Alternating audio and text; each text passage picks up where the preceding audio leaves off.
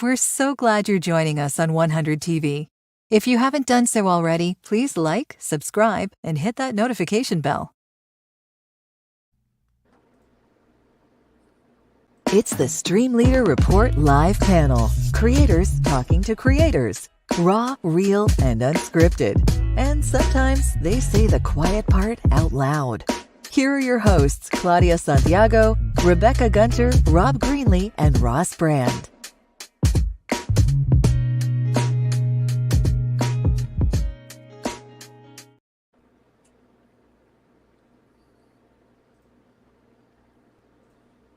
All right, hey gang, I can't think of a better day to have a show because it's all going down today. The big cage match is starting. Twitter's got a competitor in Instagram Threads, and we are the StreamLeader Report Live Panel on 100 TV. I'm joined by Claudia Santiago from Viva La Stage, Rob Greenlee from The Trust Factor, Rebecca Gunter from Business in the Raw, and I'm Ross Brand from the StreamLeader Report. We're each going to bring a story, but Claudia's got the big story of the day, the week, maybe the year in social media. So I'm going to turn it over to you. Let's get right into it, Claudia. Oh my, first up, hot seat. First of all, I just want to thank everybody. This panel is absolutely amazing, and we have so much fun too. There's such, yeah, right? And big thanks to Ross Brand for instigating and organizing us all. Woo! Yeah, I just had that on my heart. Okay, so today I am sporting blonde. It's because I have another show coming up. But, you know, it's kind of Lady Gaga meets Christina Aguilera. I don't know what, but at the end of the day, I'm still Claudia. Doesn't matter what color. I debated whether to throw my purple one on or my blue one on. Anyways, it's blonde today. So with Twitter and Threads, are they the same? I'm going to do a lot of questioning today because, to be quite honest with you, I didn't know a whole lot until I started digging in. So from what I've been digging into, it's somehow connected with this Mastodon. It started throwing me for a loop. So Rob, you were answering like a whole lot of details on my question. And Mr. Rob is like, I love him because he like researches in detail. Rob, what have you got to say about this? Yeah, I got into it and started using it today. I felt like I was a little late to the party, but it does seem to be this part of this Fediverse, which is kind of a conglomerate of relatively new social type platforms, which I thought was interesting. That really, this is a Facebook product. Let's say what it is. It's being linked up with Instagram. But it's really a Facebook product. But it really is, I think, maybe the beginnings of something, a kind of new paradigm in how our personal information is being shared across multiple social platforms, to be a little bit more distributed, less concentrated. And it's a little surprising that Facebook would do this because their whole business model is built around concentrating information about all of us. So that's kind of my comment. But as far as a competitor to Twitter, I think it has a long way to go on that. I have seen similar kind of actions on the platform to what I see on Twitter to some degree. I don't know if there's any kind of character limits. I haven't explored it that far to find out. My guess is there probably isn't, because that's kind of the direction Twitter is going as well. So, you know, if you get the little blue check mark, you can, which I see a lot of people on Threads having that little blue check mark, which I guess you can get with the Instagram. I haven't paid for it or whatever and gone down that path yet. But yeah, I see a lot of similarities in these two platforms. And if they're not doing any kind of character limit, okay, it's a 500 character. Okay. Yeah, I tried this morning and it limited me right away. Oh, it did. Okay. Yeah. And so that's a much smaller count than what we're seeing on Twitter today and what's possible on Twitter. I'm seeing some very long posts on Twitter now. So that is good to see. I've been hoping for that for a long time. I'm going to be looking at my phone a little bit because, like I said, like I'm totally green to this. In fact, in our group chat, I went, "What in the world is a Fediverse?" Like, I'm still trying to catch up to AI and Metaverse, and now we got Fediverse, and quite amazing, the statistics. And honestly, I mean, I am an entertainer, but I am really focused too on the business side of things and social media, because as an entertainer entrepreneur, I got to know what I'm putting my info into and what I'm doing. And Ross, you brought up a key point too, which made me actually think a bit more, because at first I thought, well, if Instagram has our info, Facebook has our info, where is this going with security and stuff? So I don't know, maybe Ross, can you elaborate a little bit more? Because when you threw that out, I thought, Ross might have some insights here. Yeah, I mean, what's interesting is they're talking about Mastodon, and they're talking about what I understand it is this distributed network idea where it exists, at least the idea with Mastodon, and I spent about 5 minutes on Mastodon. I'm no expert on it at all. But the idea with it, I understood from Mastodon, was that by having the site or the social network on no one central authority, under not one central server, but distributed across all these different servers, somehow that protects our data and our information. Okay, so when I hear that, I hear Meta, Facebook, Zuck and friends talking about putting this out there and comparing it to Mastodon and such, I wonder why they need even a wider range of data to take from, like, they're trying to become the internet, Facebook. They're not trying to distribute the internet across different ownership and different servers, and nobody controls all the data. They're trying to own everything. They would like it to be one stop and nowhere else but Meta properties. So I think it's a strange comparison. Now, it may work similarly in that your information goes to one place online and then you can then distribute it to other networks or whatever. But I mean, I don't see that that's a huge advantage as a user, but maybe I don't understand how that all comes together. But what I do know is that they get a lot of data from you, and that's kind of been, that's how it goes. I figure I've already given it all to Facebook and Instagram. So if they have it for this product, how much more damage can they do? I'm not sure.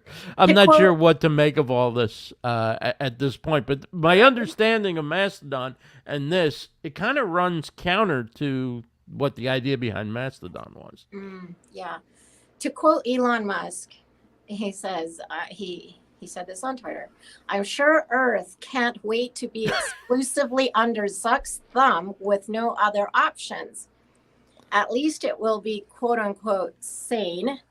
Was worried there for a moment. Ha ha ha. Right. Yeah, I kind of worry a little bit that this is maybe a little bit of smoke and mirrors that's being played with us. I mean, if you think about just the App Store for Google as well as Apple, all those individual apps, right, could be an analogy to be drawn to this Fediverse, right? All those share information to each other in a common source. So just because it's a distributed network doesn't mean it's secure. It just means that maybe there has to be more interconnections between all those separate servers, but it certainly is no guarantee that it's secure from the data being all pulled into some other centralized platform. Yeah. When setting up my consulting clients online, one of the things I've done for years, and knock on wood, none of us have ever been hacked. Every social platform, we actually use a different email. We set up a different email. That's the security thing. Another thing is If there's financial information put on, I ask them to get a prepaid card or something like that. So it's not tying the platform to their bank or to a credit card where it's going to be. So then there's limits on that for spending, because the reality is if we want to do ads, if we want to do anything on these social platforms, we're going to have to pay. And I think, I could be wrong in this, but I think part of the plan is that some of these platforms are going to take us into paid versions of things. So it's no longer going to be free to us.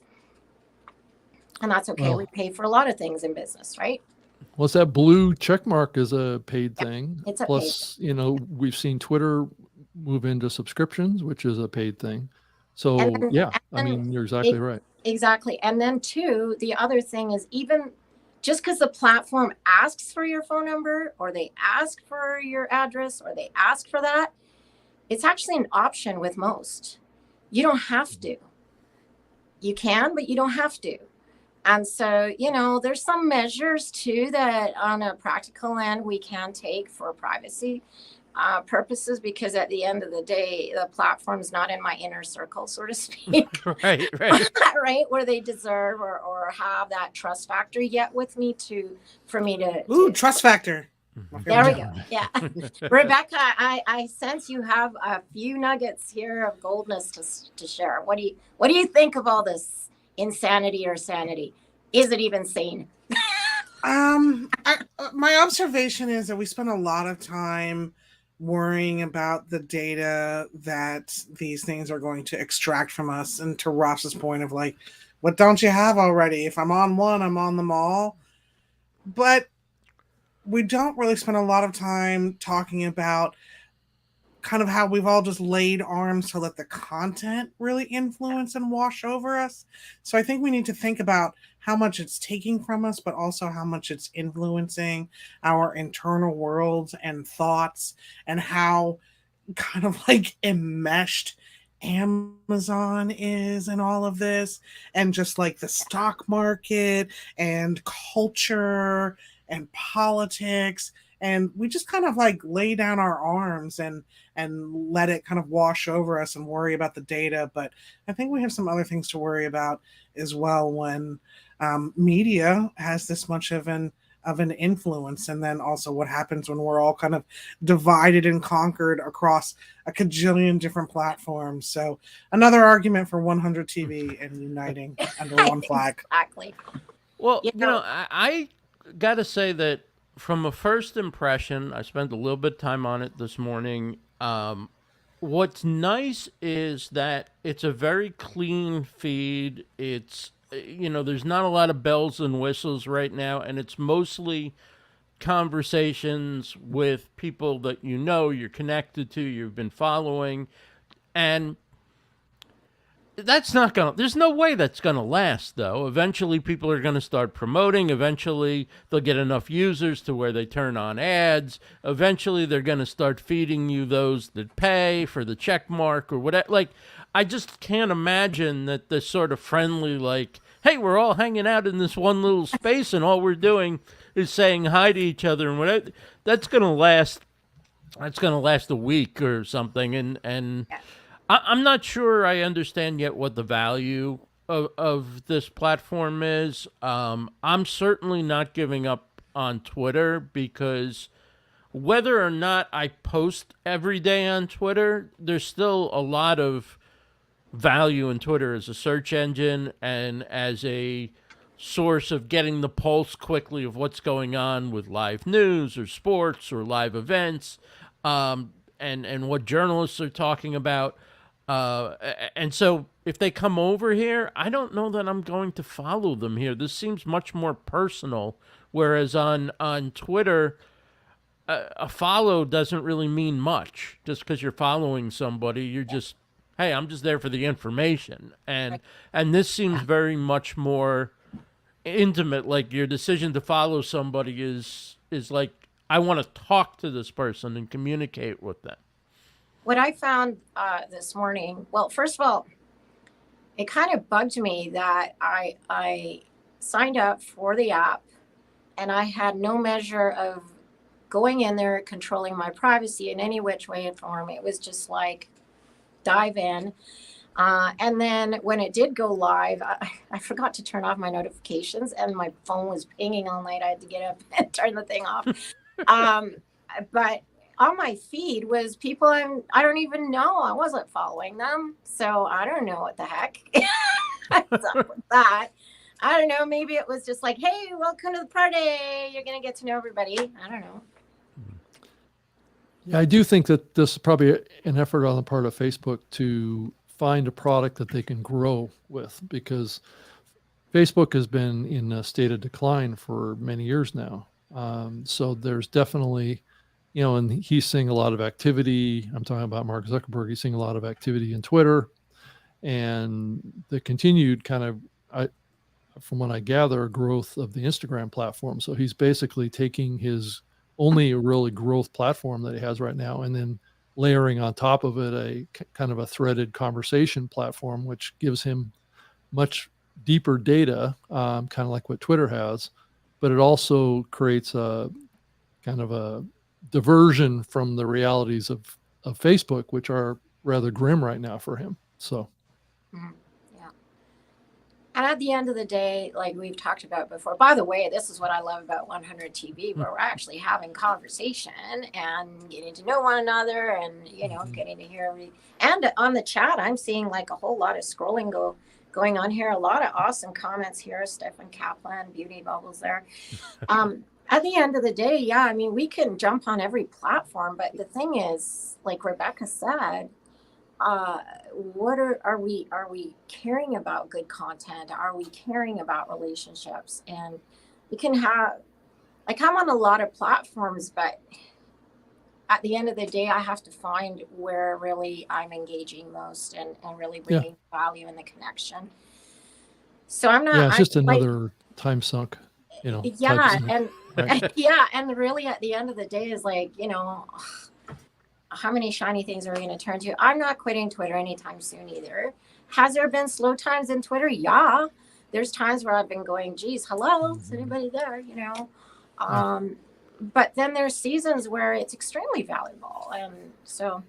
And why would you give up a place where you have a following and where people still go to check out what you're doing and what you're putting on? And like, maybe you don't put stuff on there all the time, but still from events, when you do concerts, things like that, why wouldn't you put that on Twitter? And like, I got on TikTok, okay, and remember the Snapchat days, and some people are still on that, and that was great for a season, and then it turned like sour. Like, you can even open that thing without going, ooh, and same thing for me on TikTok for a while. But I just got tired of watching people like boogie woogie their tushy, like you gotta spend more time there. It's like you gotta spend more time there in order for the algorithm to really set to your interests. Yeah. So if you don't spend enough time, it's like, what am I looking at? It's like you're the previews of a movie. Yeah. But then eventually it starts to catch on with what you like and what you're, So for me, I'm going to dive back into TikTok more, because there is value there for me and my audience, and a lot of my audience is there too. So like you said, Rebecca, there's concentrations of really good stuff there, and so why am I not going to get in there? And it's no secret I'm Team TikTok. I'm the only Team TikTok on the panel show. You're our honorary Gen Z rep. You're gonna have to do like you're gonna have to do a segment one day on the show on TikTok. Whatever, just some topic, and teach us exactly what you're loving about. Challenge accepted. Challenge accepted. Rob is encouraging us, stretching us in the whole podcast world. Ross here on YouTube, Rebecca, TikTok. Like, it's just awesome. I just love it. Anyways, that's about it for me. Wait. Who you got in the cage match? Oh, the cage match. Gotta tell us about that. Yeah. To be honest, when I read that, I just went, oh my God. Like, really? Two grown men? It's a nerd fight. Sorry, but it's kind of like, for me, it's like this, when I was in high school, There was the guys that had to wear their muscle shirts and drive their Corvette up to the front of the, like, to me, it's such a turnoff. Sorry. A cage match? Like, really? No. It's two sides of the same coin. They're pulling the other out of the same hat. The other side of this whole thing is that Zuckerberg is trained in martial arts, so he could kick Elon's butt. So, but Elon, I saw there's pictures. He was like wrestling a sumo guy, and actually put out his back. Are they real pictures? Real videos? Exactly. No, he put out his back. He wrecked his back, like the C8 or whatever, because he was trying to flip the sumo. Flip the sumo. Wow. Go Elon. Anyways, that's my take on the cage match. Flip the sumo is my new favorite hashtag, y'all. Just since we're on Twitter. All right, why don't we do this at the end of the show? I've been thinking like we need something for the end of the show. Why don't we do at the very end, like our final, do a quick lightning round and come back with our predictions for what's going to happen with, what's it called? Threads. Such a memorable name. Okay, I'll stop. All right, now let's move on to LinkedIn. Rebecca, a new algorithm, which I'm sure everybody should be chasing, right? It's a beautiful segue, actually, Ross, towards the tail end of our last topic of how do we start to engage on social media, not so much casting a wide net and trying to get as many eyeballs as possible. And one of the things I do love about TikTok are these super connected communities with hyper, shared special interests. That's where LinkedIn is going. They're responding to, kind of like this 42% year after year increase and like a new professional joining every 3 minutes or whatever the statistic is, and keeping people from flooding LinkedIn feeds with like, their posts and reposts of articles, which is no longer in fashion, and really trying to prioritize posts within your feed that if you are the original author, they're going to be shown to more of your connections. They're looking for people to have intimate conversations and their own subject matter expertise with posts that are insightful, relatable, and have meaningful conversation in the comments. My own goal is to like write 2 sentences. If I can write 2 sentences, I consider that a meaningful comment. So LinkedIn is kind of leaning away from the one size fits all and trying to bring more connected communities, and I'm exhausted by all of it. And so much, you guys, like algorithm chasing, like this is great. These are the kind of posts I want to read. These are the kind of posts I want to write. These are the kind of posts I want to engage with. Hooray for the algorithm. And I'm celebrating that. And I hope that that's real and that it works. But to our larger conversation today about like this on Threads and Instagram and suck and blah, blah, blah, it just becomes such a suck of your bandwidth and your time as an entrepreneur to just chase the algorithm. And I guess that's kind of the point, is to wear us all out until we're not competitive. But like, it's really something I think you have to balance with burnout, and it's okay. Like I'm bored to death with Facebook and Instagram, though. I'm just really not there. It's okay to not be there. It's okay to let some things go and concentrate on a couple of things. So that's what I'm here for today, is algorithm chasing in balance with, just burnout. And also here's the information on how LinkedIn's algorithm is doing the thing. Now, do you like LinkedIn as a social network or more as a place to have a profile that puts your professional brand out in front of the world so you can have that when you're applying for a job, or, people look you up for consulting services and things like that? No. You don't like it at all. Okay. I mean, look, I wish that LinkedIn wasn't boring. I wish that we all had the courage to not just be like, I'm so grateful to be invited to this panel discussion today, and shout out.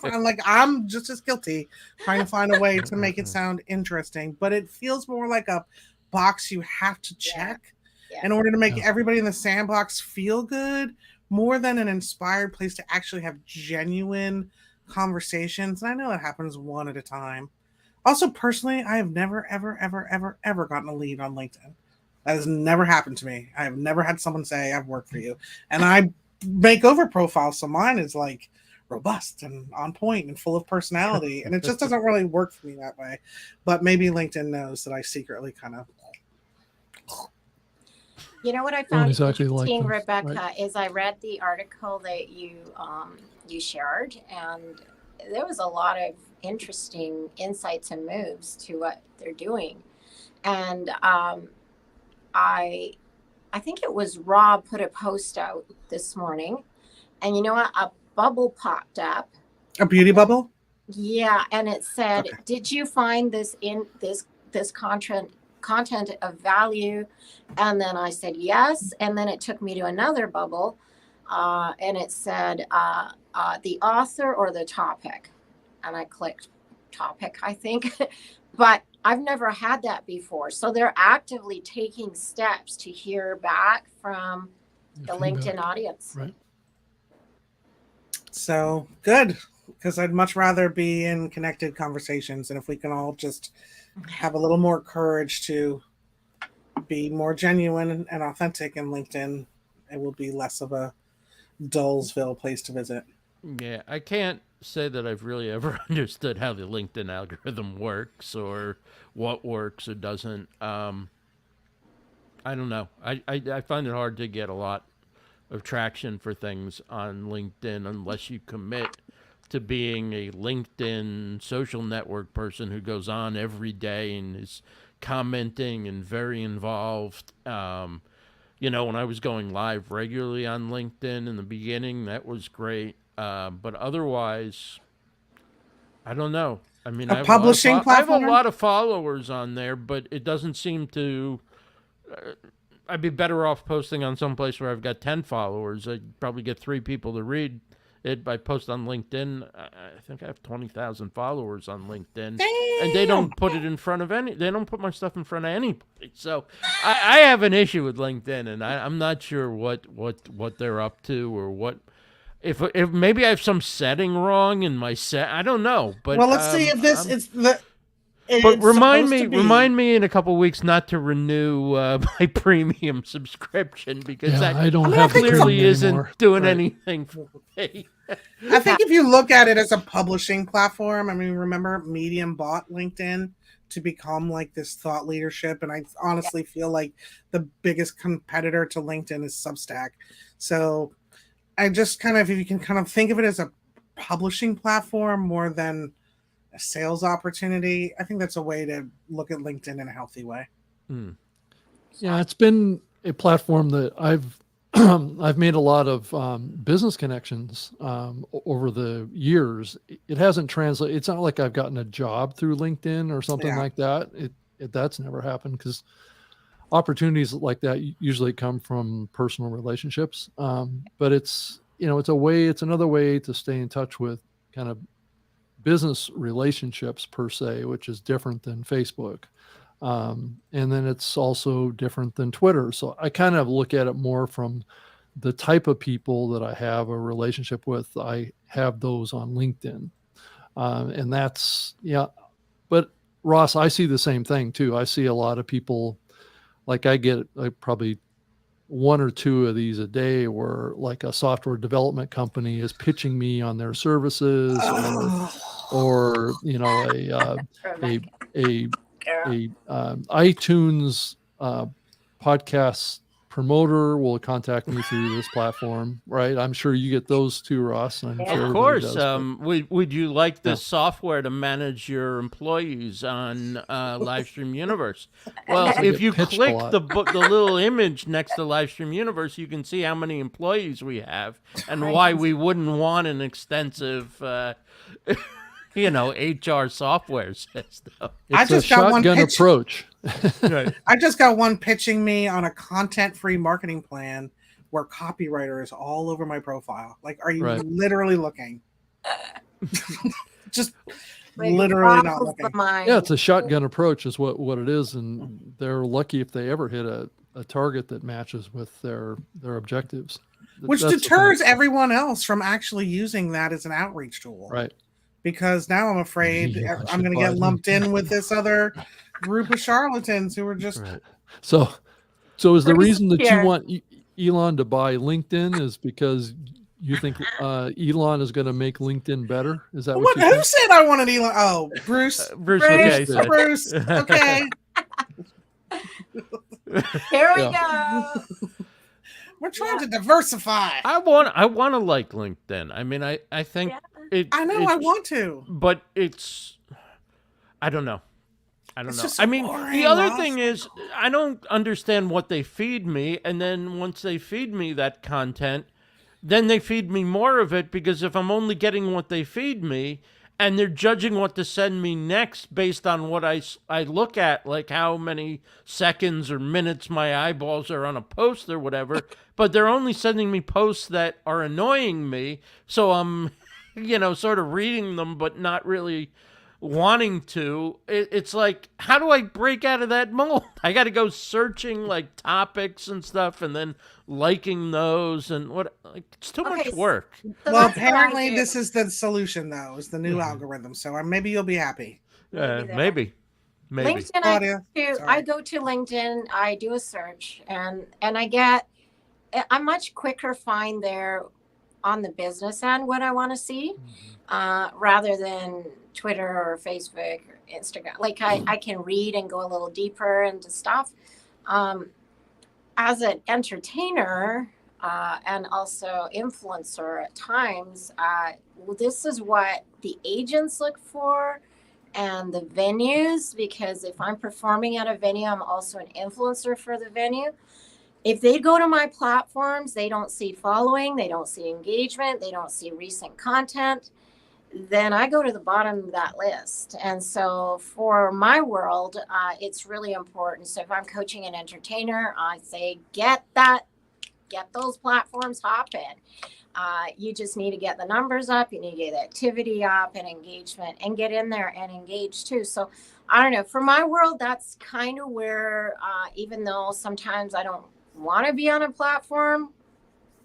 That's the catch-22. It How is. to get visibility without it, and yet it also detracts you from doing real business. It is, and I've gotten more work over other people because I'm active on the platforms, because they do search. Now also too, I've been on judge panels where I'm judging other artists for awards, and I have to go through not only their music but their video quality.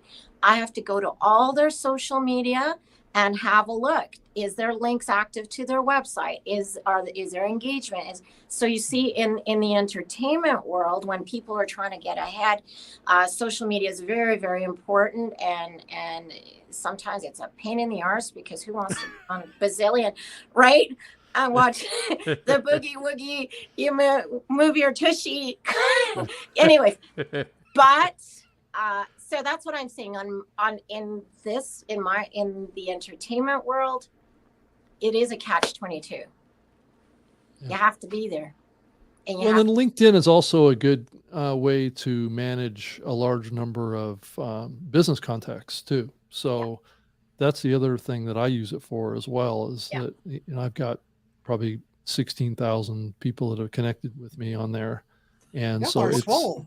Yeah. And it gives me a place that I can go in. And if I need to reach out to someone, and sometimes this works or not, it kind of depends on if they're a premium subscriber or not. But they can send you an email if they're a premium subscriber, when if they're not a premium subscriber, they can't send you a message. So it depends on how they have their settings made, but it does make people that sometimes like to hide more accessible, right? So if I need to reach someone because I have some opportunity or some desire to work with them or to do an interview with them or whatever, it's a pathway that I can find people that is not typically available through Twitter. Sometimes Twitter it's available, and then Facebook it's definitely very, very often not available. So it's sometimes the only pathway really to find certain people. Yeah. Very cool. So yeah. Damned if you do, damned if you don't. Yeah. Right. Yeah, so that's how I use it. Rebecca, because she puts out like killer content. Yeah. I want to hear what that girl's got to say. So But it is how true. I much- don't post kind of extreme content on LinkedIn because Right.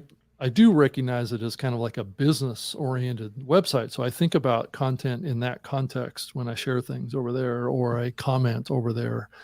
I'm constantly kind of trying to protect my professional integrity and my professional appearance, right? So, Facebook is a little bit more family, friends, that kind of stuff. But there is a lot of overlap, right, between those two. And Twitter is kind of like a free for all. You have no idea who you're reaching on Twitter, right? Or if you're reaching anyone, really. Right. Hey, I follow my FBI agent. She's pretty cool. I Gonna got be the there for treatments you. on all the cases that are new. Right.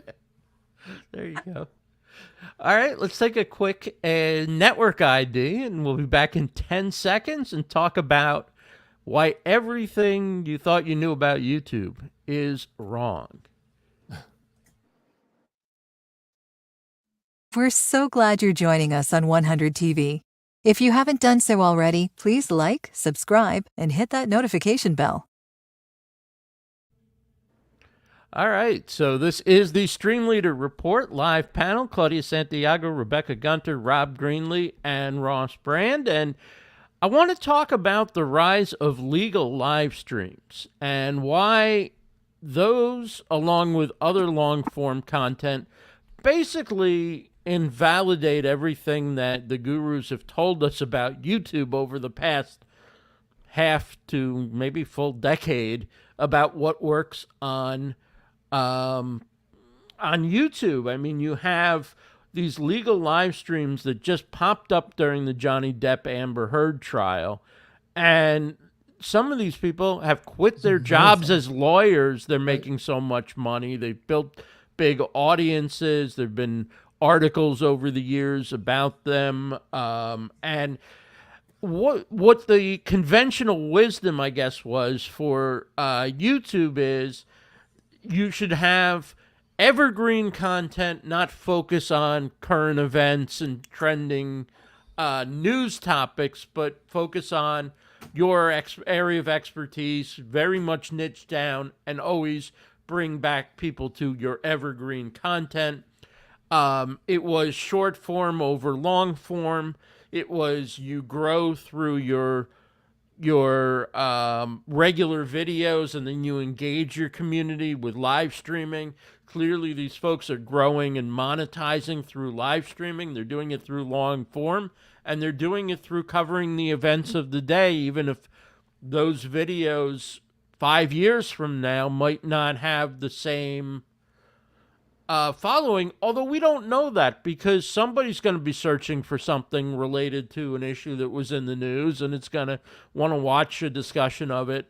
So anyway, I think the way you approach YouTube, if you thought you had to do evergreen, short form, how-to videos, and that was the way to succeed, clearly people are doing really well with long form content, and that goes along with what we've talked about in other weeks with video podcast content. And so that's what I'm kind of learning from seeing all these breakout stars in the legal and other niches and I've like seen that it where happen. they follow the news. Yeah, I've seen it happen too around body language experts too, that will take those same videos that the lawyers talk about those cases, and they'll analyze the body language of the people that are doing the testimony or whatever to see if they're lying or not.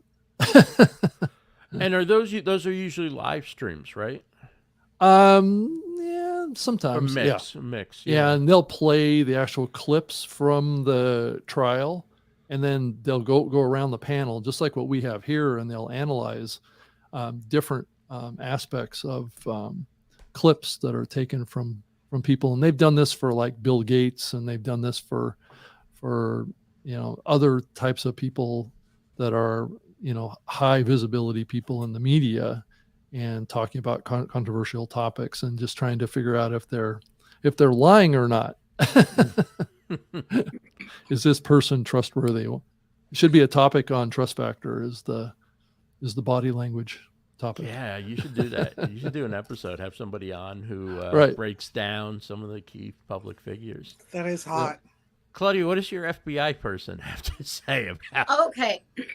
I wasn't sure if I can name names. So her name is Jennifer Coffendaffer, and she is an ex FBI agent. She's like all of 5'0" and 100 pounds soaking wet. She's this little thing. But man, she's on the ball, and girlfriend delivers factual stuff and makes people really think. But so her big push is helping find missing children, missing people.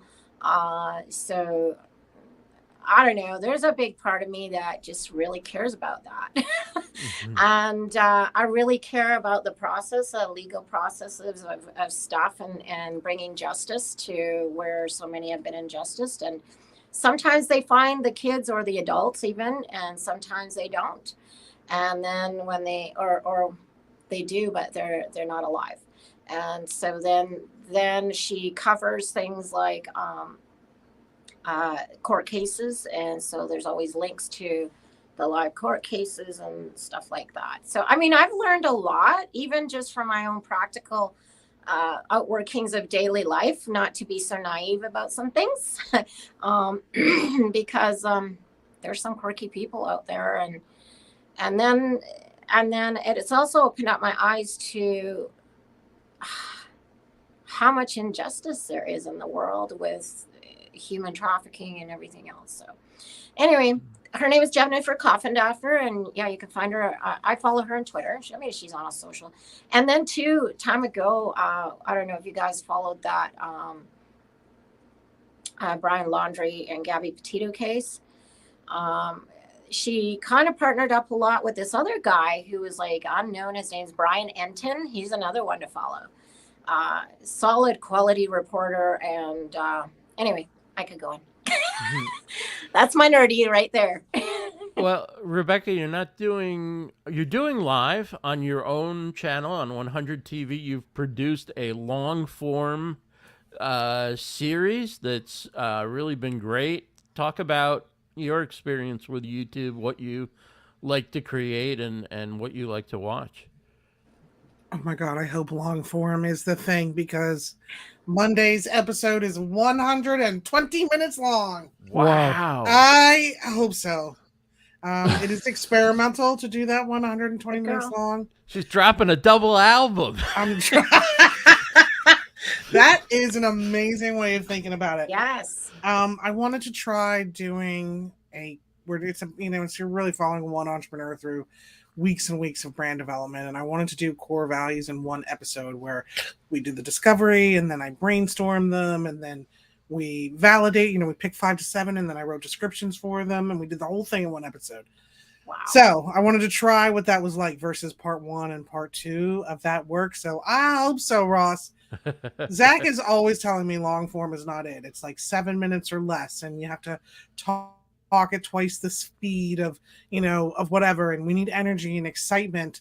It doesn't feel as good to me as long form, and I am hoping that actually there is storytelling, selling through storytelling that can happen in that medium, and that it's not just like the constant McDonald's drive-through of 7 minutes or less, or shorts, or all of the things which feel frenetic. So I'm in a big experimentation phase with it. I'll let you all know. Join me for the live stream here on 100 TV. There you go. And yeah, on Monday. Is this on Monday? On Monday, right after my other favorite show, The Trust Factor. The Trust Factor. So Trust Factor's at 10 a.m. Eastern, and then 10:30 a.m. Eastern. That is firing absolutely it up? That is correct. Okay. Yeah. And it doesn't mean, what I'm saying here doesn't mean that short form doesn't work. It does work, and it's a part of YouTube, and it can be a part of your overall mix of content. It's just the idea that if you're a newer or smaller channel, that you need to either stay away from long form, or you need to only do evergreen or how-to content. No, I mean, people have built channels doing nothing but long form live stream talk shows, or produce longer type of talk video podcast style or different types of creative content that isn't, a 5 to 7 minute tutorial about something that somebody would search, how do I blah, blah.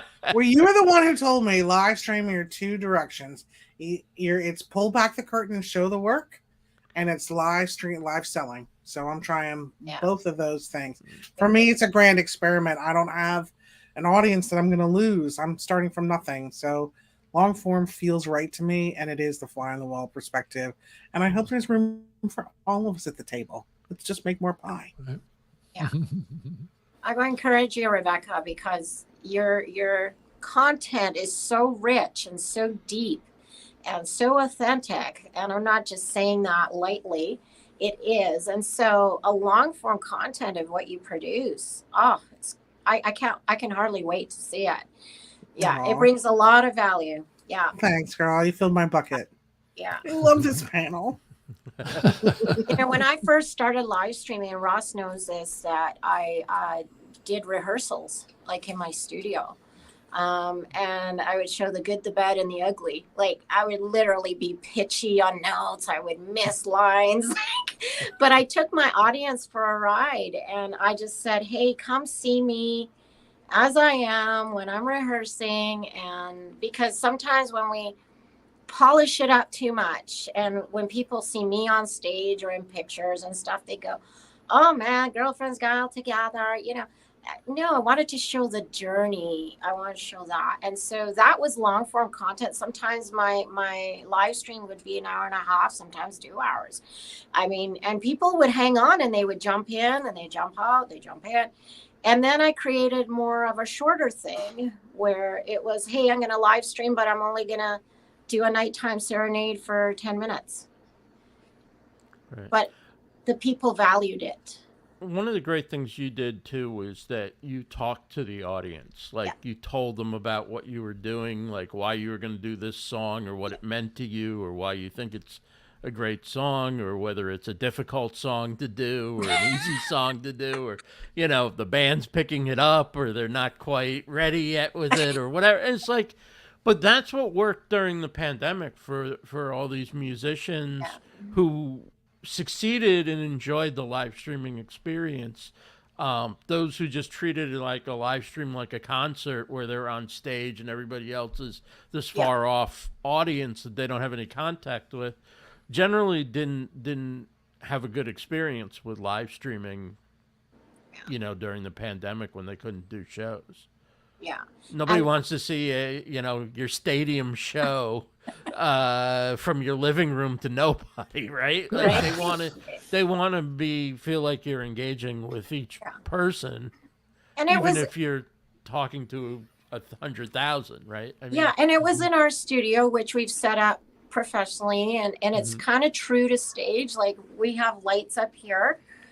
True to stage, and they get hot. I have fans blowing, number one, to keep that cool, but two, the menopause hits, and people would go, hey, that's like a quality show. She's got lights going on. So I brought them into an experience, but they remembered the connection. You're right. And, one of the reasons I'm wearing the blonde today is we talk about Twitter and Threads and all these crazy platforms everywhere. At the end of the day, I'm still Claudia.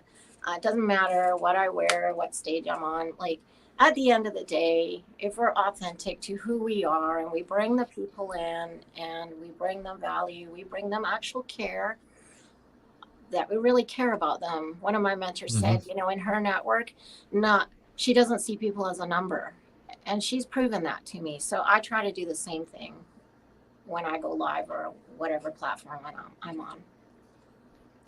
Yeah, being genuine and real is what this is all about. It's about human connection, and that makes that happen, and it builds, to play off of what my show is about. It builds trust with people. People like to know that what they're hearing or the feeling that they have is real. It's not just fake. Now, granted, that's a little bit of a tug of war with the entertainment industry, because they tend to, there's a history of, creating that as like a product. But I think what you're doing is it comes across as a real genuine.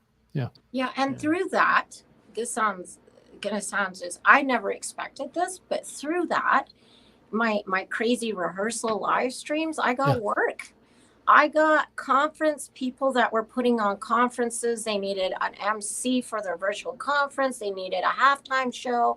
They would Mhm. reach out to me and say, "Hey, Claudia, you've got a great studio. Can we hire you to do the halftime show at our entrepreneurial conference?" So they're, so when through COVID, when no one was getting work, I was getting work. So one women's conference, I was like rocking it up, and I did this, and my eyelash came off. Half of it was hanging on down my face, and so I'm whooping it up, and then I rip it off, and I say to the ladies, "Hey guys, here's my eyelash."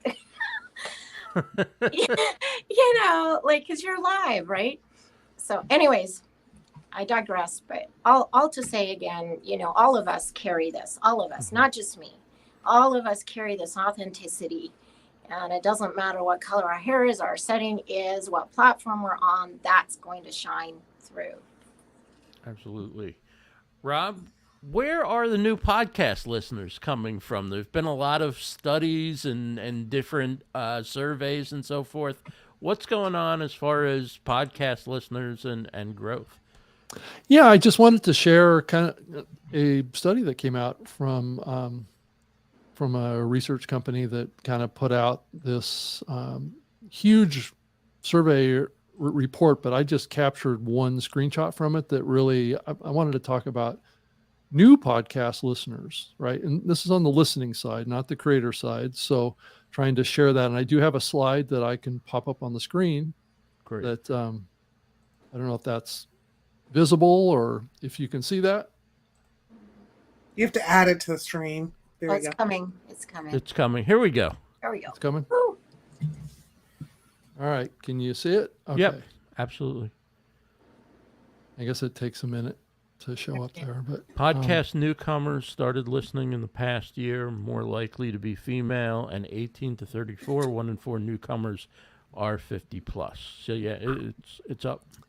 yeah. So 30% of total weekly podcast consumers are considered kind of newcomers to podcast listening, and they tend to be a younger generation, and they tend to be like 60% of them are female. So what we're starting to see is that the overall kind of demographic makeup of podcasting is getting closer and closer every year to being almost an exact reflection of the population, right? Of the breakdown of listeners, and consequently, what we're seeing is that the creator side is adjusting to that as well. I think we're seeing larger numbers of female podcasters come into the market than males now. I think it's a disproportionate number have been, and if you look at like the top 500 podcasts, I think a significant number, and I don't know what the percentage of that is,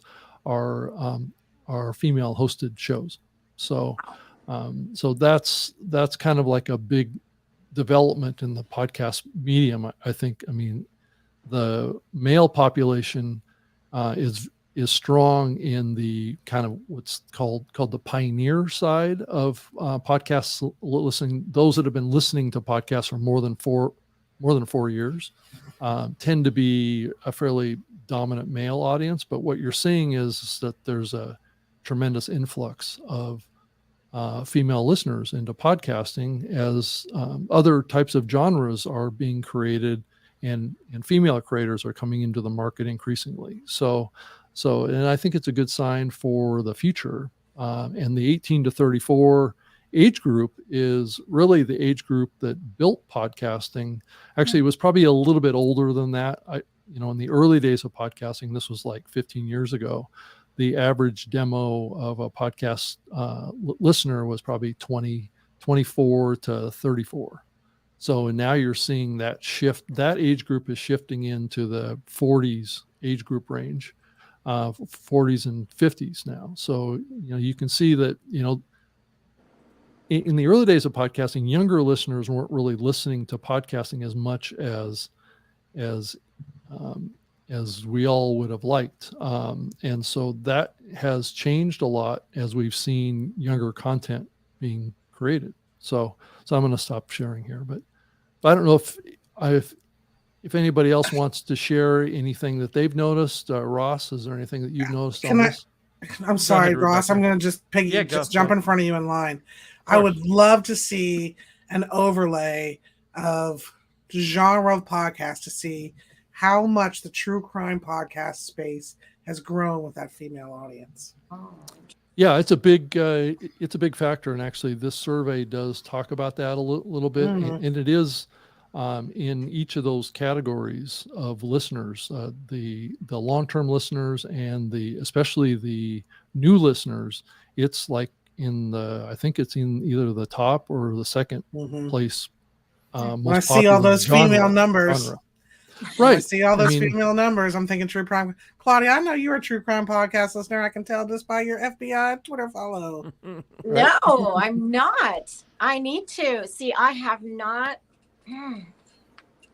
The Gen Z has been really the podcast really pushing world this. has not been my primary go-to. Mm-hmm. I'm super visual, but this is where I love this panel because I'm learning so much from Rob, and I inquisitive minds need to know, where are people listening, Rob? Like with podcast distribution, do you have a sense of what the majors are? Well, that's a little bit of a controversy right now to some degree, based on a couple of research data. This study kind of looked at that to some degree, and it's currently ranking YouTube as the number one place people are discovering podcasts. If you look at it purely from a consumption standpoint, how much content is being consumed or downloaded, depending on what that metric is, Apple is still by far the biggest platform for consumption of podcasts. But if you look at just the volume and scale that YouTube has around how people are discovering content, just overall, there's a lot of creators like this show could be seen as a podcast, right? We're mainly just talking heads, right? This show could be converted into an audio podcast. So it will be by tonight, probably, or tomorrow. Right. So people watching this on YouTube could see this as a podcast, right? Whether or not this podcast is actually put out in Apple Podcasts, it is kind of what the controversy is right now.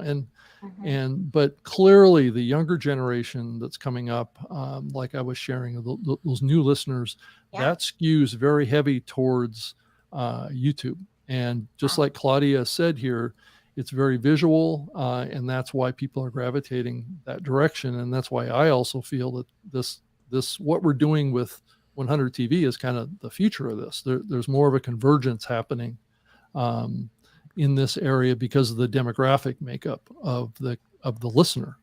So just one quick little question then. Yep. So with distribution, is there a sense to distribute like to a bazillion platforms? Like what we know, Stitcher has now changed up too. Well, they've shut down. So they've shut down. Yeah. Right. So is there value in distribution with podcasts? Yeah, you need to be in all the listening platforms. So if you have an RSS feed that has an audio show in it, it is technically possible to put a downloadable video file in your RSS in a separate RSS feed, and then submit that into Apple as well. So you can distribute. A lot of people aren't doing it anymore. It used to be much bigger than it is now. But as we're seeing, more people are putting video into these other platforms like YouTube and even growing to some degree. The Rumble platform is also another one that's getting a lot of video content and getting a lot of followers, and we're seeing some success with some of the shows that we're putting over there too. So it's an up and coming platform. It's almost like a alternative economy type of a situation. It doesn't have any kind of censorship, which is another phenomenon that's happening as well. There's a lot of very popular content creators out there that are talking about topics that are not, within the guidelines of YouTube, right? Yeah. and they're getting blocked or demonetized or those kind of things. And this is like an outlet that those shows can go to continue producing content and reaching audiences.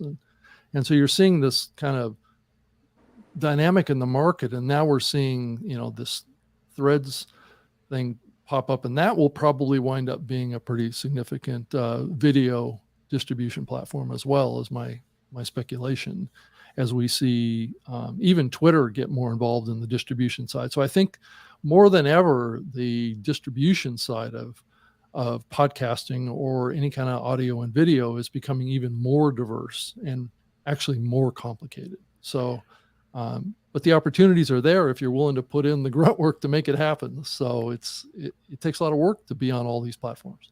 My question with this, did they consider YouTube in this survey, the one that you were reporting on? Did they count? Yeah.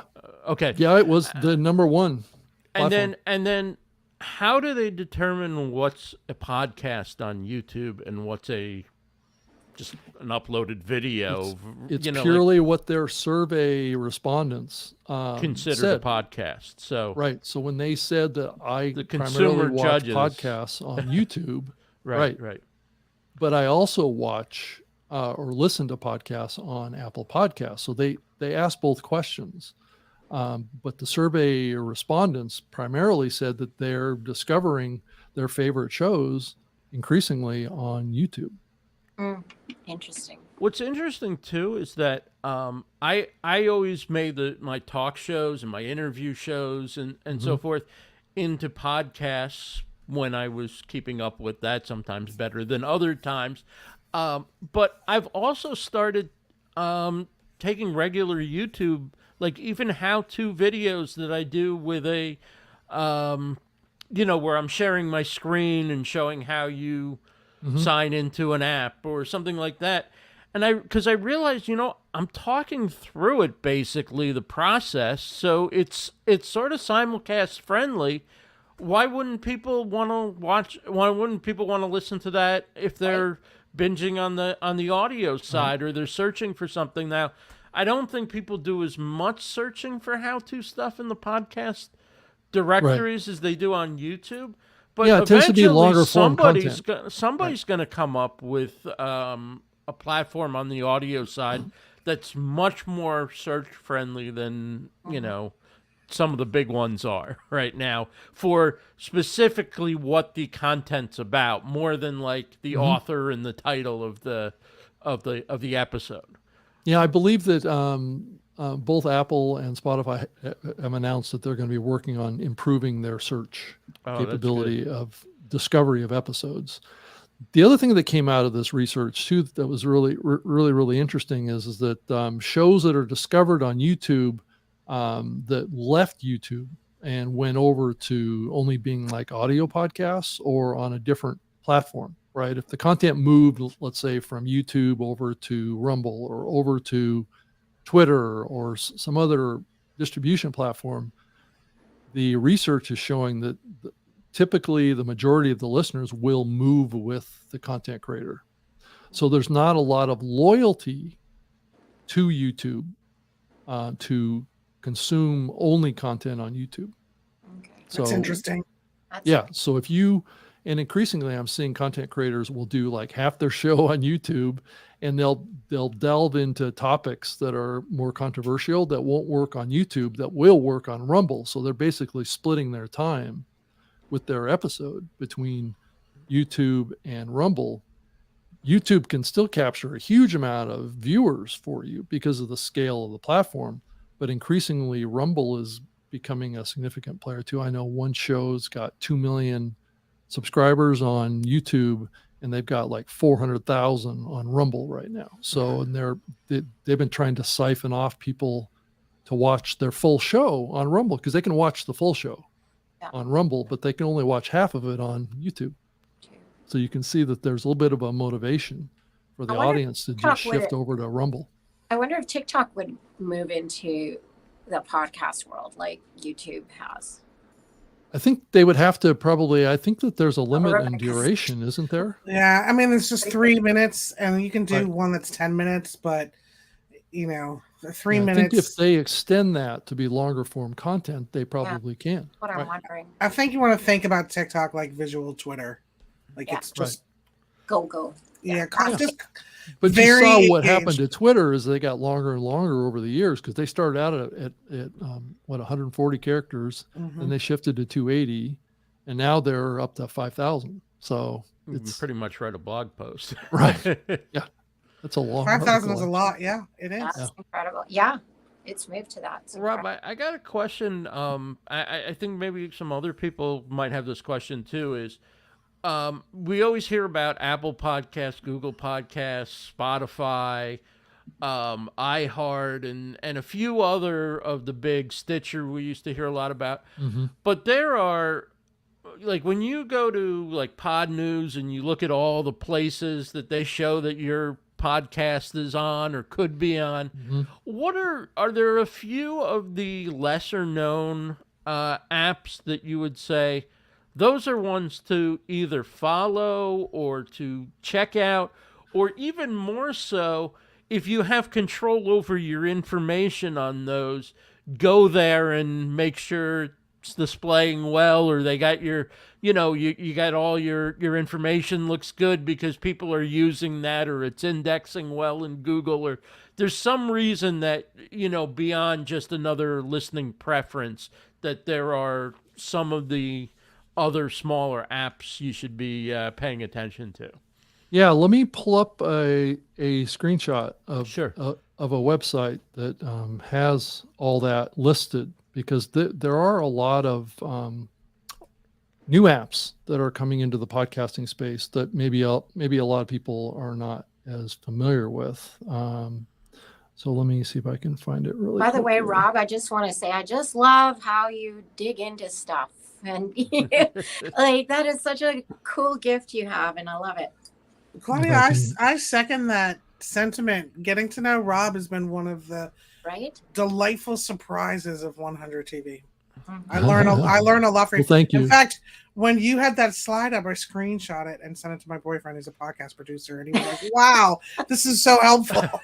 So, like, not only am I learning, but the rest of the audience is. So it's pretty cool to get to know you. I feel like I'm in a master class sometimes. I'm like, oh, this is so cool. Okay, I think I found it. Well, thank you guys. I appreciate that. So I'm going to pull it up here so you can all see it. It's a web page that's at newpodcastapp.com. Can you see it? Here it is. Yeah. It just popped up. It's coming in now? Yeah. There it is. Okay. So if you look at this list, this is at newpodcastapp.com. So it's a list of all of these new podcast platforms that you can go check out. There's hosting in here too, but there's also new apps, new listening apps. And some of these new ones support more kind of advanced features and some integration with like cryptocurrency or Satoshis. And it lists off to the right over here kind of the capabilities that the platform has that are kind of at the cutting edge of the podcasting medium today. So you can get here and just go through this list and see all of the various platforms that are in the podcast area, even finding a podcast host if you want to find one in here as well, if you want to create a podcast. So it has all that stuff. Podcastapps.com. Yeah, exactly. So Apps with an S. I didn't have the S, so I'm like in the wrong place. So new. Oh, thanks, 100 TV. Yes, 100 TV. Thank you. Yeah. So this is a site called Podcast Index at podcastindex.org/apps, APPS, is another way to get to it.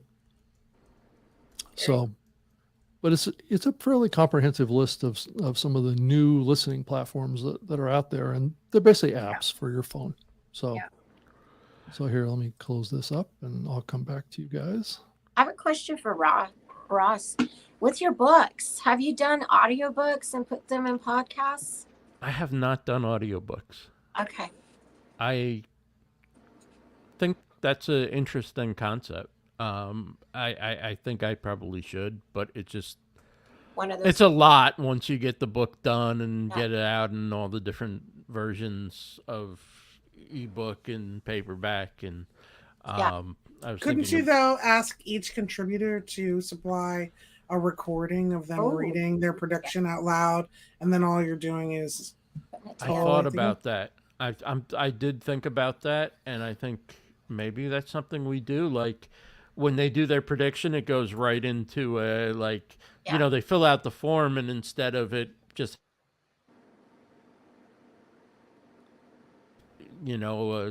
something where you record audio. Totally. Yeah.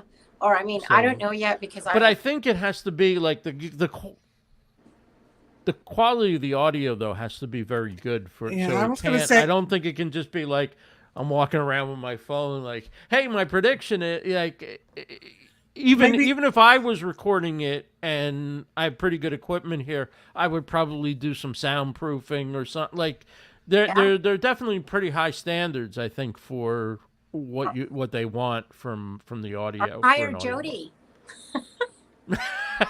audiobook. or your client, Rebecca, yeah, Janine Janine. is going through it in Business in the Raw.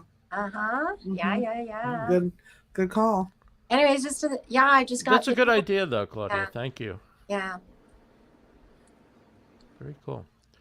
All right, so let's do a quick lightning round before we wrap up. What's your prediction for Instagram Threads a year from now? Will we be using it? Will it be a competitor to Twitter, or will it be somewhere near Vine or some of the other apps that had their moment and went? Claudia, you brought in the story. What do you think? Well, I think Zuckerberg's no dummy. I don't think he's going to leave it as is. From the get-go, he had a bigger picture and plan. I remember way back when I got asked by my managers to start out Facebook, I did a little digging into it, and Twitter, Zuckerberg's vision for it was that people would buy plane tickets through there. They would be doing like almost so what Elon is saying, I don't think is too far off. I think he's creating a world of his own, and so it'll be interesting. It's the X app, right? Yeah, it'll be interesting, and here we go. Ready for the ride. All right. I was going to ask you for a prediction, Rob, and now I want to know what the X app is. Exactly. Well, that's the new company name. I don't know if you heard or For not. but Twitter? For Twitter, right? Oh, wow. That's the parent company is called X. X. So he's talked about creating a kind of like an all-encompassing super app. Even back in his days, I think that's what his vision was back in his PayPal days, was to create, take PayPal and build on top of it, create a much more robust app that was involved in e-commerce and helping in all sorts of areas. And I think that's why he bought Twitter. I think one reason is because of the AI capability based on the massive amount of data that Twitter has. And increasingly they're adding AI to Twitter's capabilities. So you layer that on top of his ambition to make it a transaction platform, make it an e-commerce platform. Who knows how far this goes. There's a lot of people that have and video shows and right. There's been rumors that that'll be a podcast listening app at some point, which is ironic because the founders of Twitter originally started out before Twitter with a podcast app. So that's a little known kind of history of Twitter, is that Twitter actually the original platform was called Odeo, and they actually sold the code for Odeo to fund the development of Twitter. So will Threads be around, and how will it be doing a year from now? I think Threads will probably be around. I think as you think about it, I mean, I've looked in there too, and there's a lot of people, a lot of big name people have already jumped in there. So I think it will be around. I think the question gets back to is who's it going to pull from? Is it going to pull from your time you spent in Facebook, or is it going to pull from your time that you spend in Twitter? I think that's the real cage match. Sure, we're talking about Elon and Zuckerberg going at it in a fist fight, but maybe this is basically the epitome of the fist fight. It's going to be between Twitter and Threads. And of course, not everybody's on Twitter, or some people kind of missed the time when Twitter was big and they never, when it was really in its heyday, and they never got on. And this is like their first opportunity. So I think they're also pulling in new people who never did Twitter. And speaking of people who never were on Twitter, Rebecca, what's your prediction for a year from now? What Rob said. I'm from Copy. Are you going to get on this thing, or you're going to let the ship pass also? No, but I am thinking about how Rob said earlier that video could be a thing. So maybe it's not so much that is it Twitter or Facebook that you're spending time on, but you can also bring TikTok into it. If you had a Twitter and a TikTok hybrid, that would be very interesting to see, where it's like the written word and video. So I'm curious about that, but I'm really for the golden threads that weave us all together at 100 TV. Those are the threads I'm following. There we The go. golden threads. I really like can't. that. There's no way to top that. Right. Claudia? You know what? I did a little experiment when I did sign up for Threads. It gave me the option to follow all my followers on Instagram. And I thought, I'm going to try something here. I'm going to try and see what happens without me doing that. And so it's been very interesting to see the people that have followed me on there since I got on there, because I didn't link it, so to speak. But on Instagram, I noticed right away, if you look on your Instagram profile, I don't know if you've seen that, there's a code there. There's a link there to Threads now, automatically. Yep. Makes sense. I saw that too. And that's why it might just make it. I think it's not a revolutionary concept. A lot of the features, much like other features that Meta has not exactly developed, but picked up from others, and nothing wrong with that. If you can take a feature and make it better, or give it a bigger platform, or what have you. But we shall see. I don't have a strong feeling either way. But thanks everybody for joining us. This has been a lot of fun, as it is every week. For Rebecca Gunter, Business in the Raw, Viva La Stage, and Claudia Santiago, and Rob Greenlee, the host of Trust Factor, I'm Ross Brand. This is the StreamLeader Report Live Panel, and we'll see you again next week, 1:30 p.m. Eastern on Thursday, for another live panel. Take care. Have a great day, everybody, and have a wonderful weekend. Yeah. We did a show. We did a show. We did it.